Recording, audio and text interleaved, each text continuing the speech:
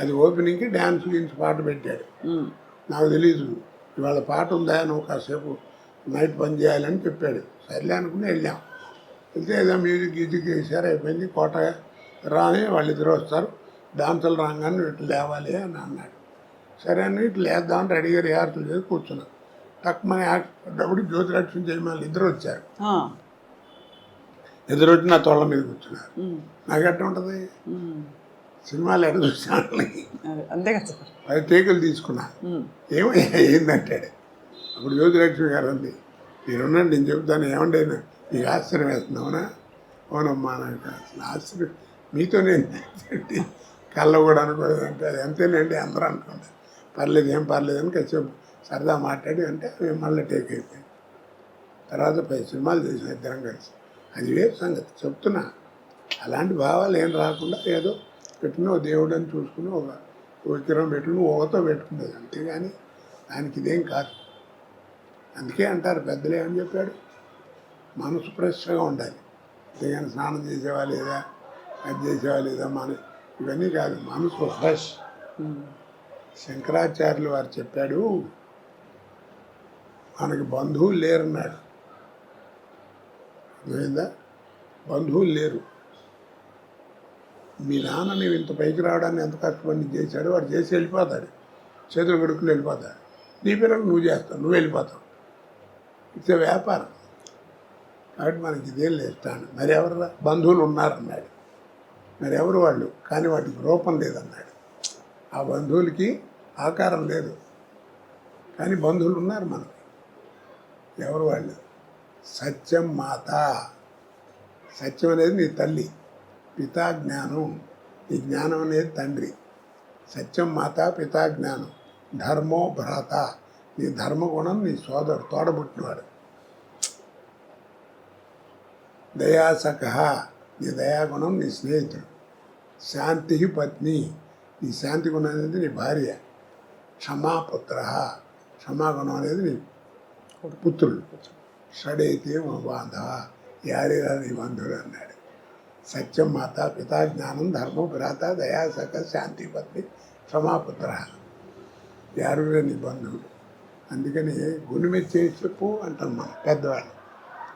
రాత్రులు పడుకున్నప్పుడు మంచి బాగుపడాలంటే ఏమి చేయక్కర్లేదు, అలా పడుకుని గుండె మీద చేసుకుని ఇవాళ ఈ ఆరుగురితో ఎలా ఉన్నాను నేను అని ఆలోచించుకో. చాలు, నువ్వే బాగుపడతావు.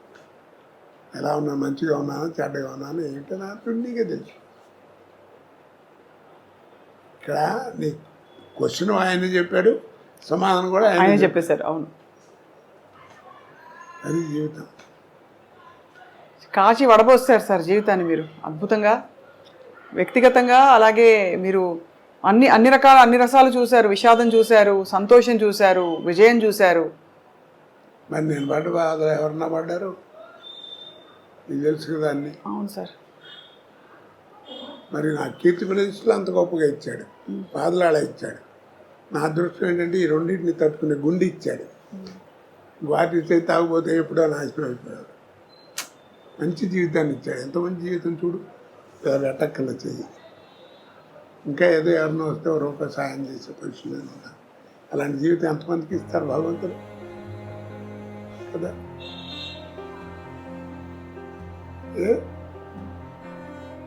అన్నం పెడుతున్నావు నిజంగానే. అంటే మీరు భగవంతుని స్మరించుకొని అంత రెండింటిని అంత బేరేజు అంటే సమపాళ్లలో చూడగలుగుతున్నారని మీకు నమస్కారం చేశాను. ఏం చేస్తావు?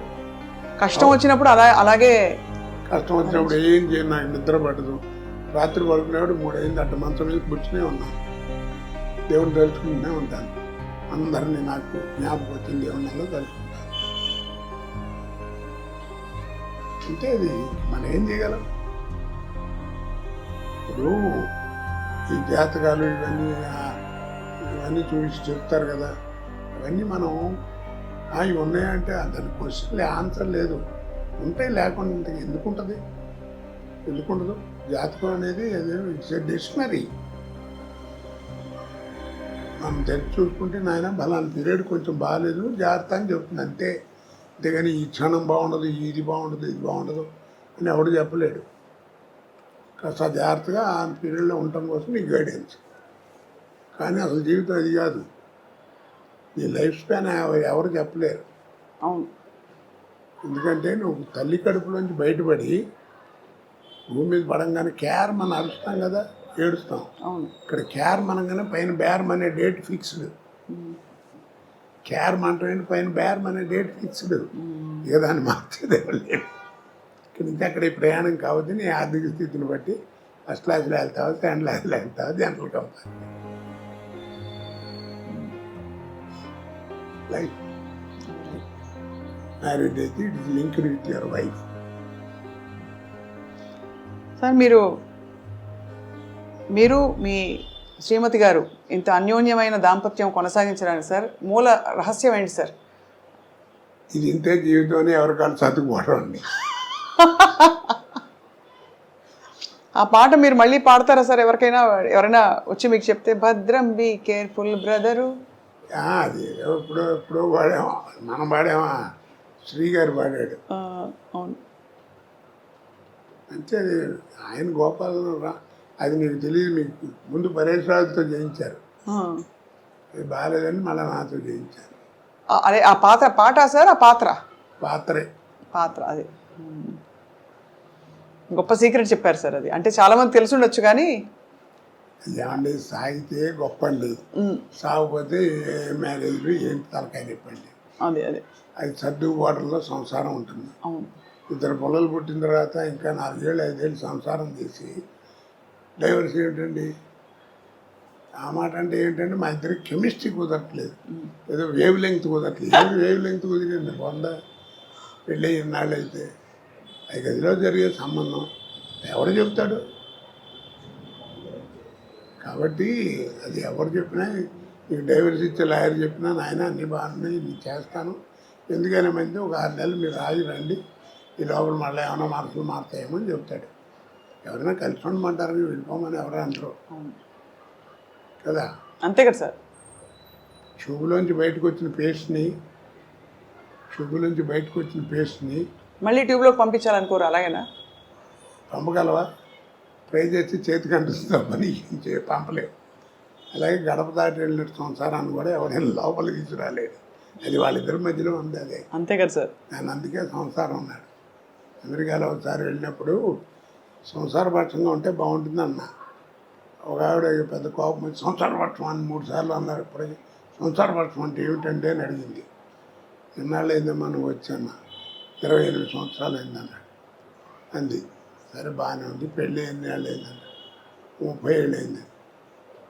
ఈ 30 ఏళ్ళలో మీ అమ్మ నాన్న ఎప్పుడన్నా గదిలో కూర్చుని తలుపేసుకుని లోపల కూర్చుంటావు నువ్వు చూసావా అన్న. నేను చూడలేదు. అదే సంసారం అంటే అన్న.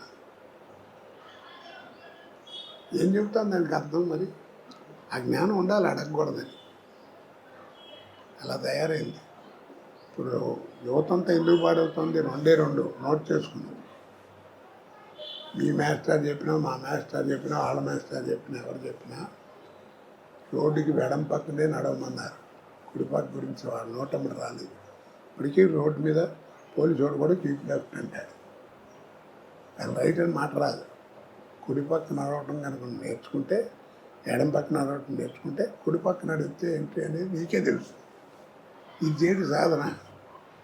కీప్ లెఫ్ట్ అంటే అందరూ ఆయన మా తండ్రి అనుకుంటే కరెక్టే అనుకోండి గురుగారు, ఇప్పుడు కుడిపక్క నడిపితే ఏమవుద్ది అంటాడు. లేకపోతే ఏరే చోట మొహం బాగా కొడతాడు. కాబట్టి దీన్ని బట్టి అర్థం నీకేం తెలుసు? సాధన తక్కువ, వాదన ఎక్కువ. సాధన తక్కువ, వాదన ఎక్కువ. అర్థం? 2 మనకి విజ్ఞానం పెరగాలి.